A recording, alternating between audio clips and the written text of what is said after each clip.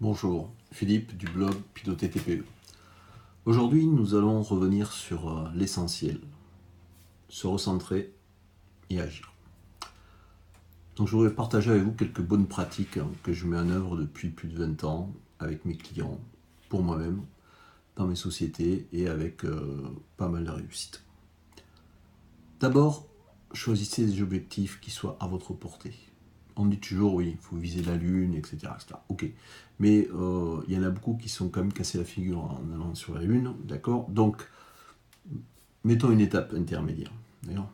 Donc, choisissez des objectifs à votre portée. Pas trop facile à atteindre, certes, mais où vous avez de bonnes chances de réussite tout de même. Sinon, vous allez être découragé et vous n'irez pas plus loin. Donc, cette liste d'objectifs, elle est longue, on va la raccourcir.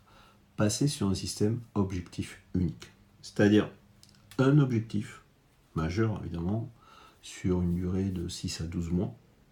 Et ensuite, vous allez le décomposer en sous-objectifs, 1 à 2 mois. Vous descendez après un objectif intermédiaire à la semaine.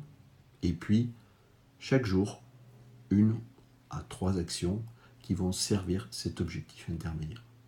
Avec ça, déjà, vous allez sacrément avancer. Ensuite, simplifiez votre liste de projets. Oui, des projets, on en a beaucoup, certes, mais choisissez-en 3.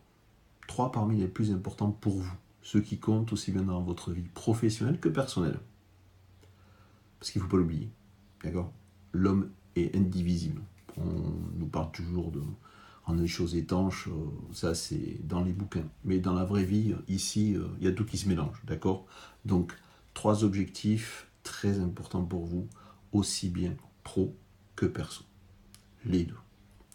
Ensuite, ne perdez jamais vos objectifs de vue. Jamais. D'accord.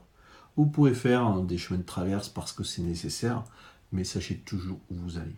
Je le dis souvent à mes stagiaires, à mes clients, oubliez la montre, choisissez la boussole. D'accord. C'est hyper important d'avoir une boussole. Gardez le cap. Par monts et par vaux, par contre vents et marées, gardez le cap. Donc pour cela, quelques techniques très simples. Écrire, d'accord.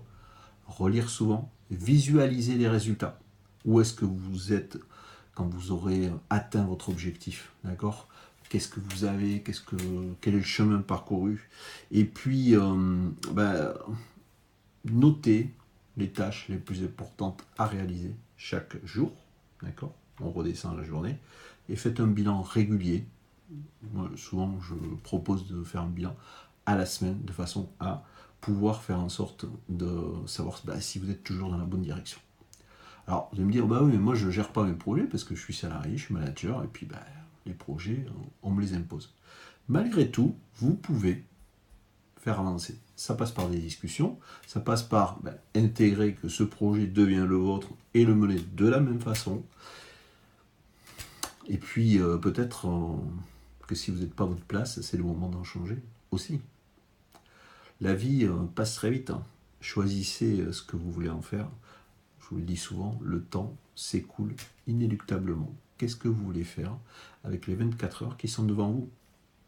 Et donc, chaque fois, pensez-y, simplifiez-vous la tâche.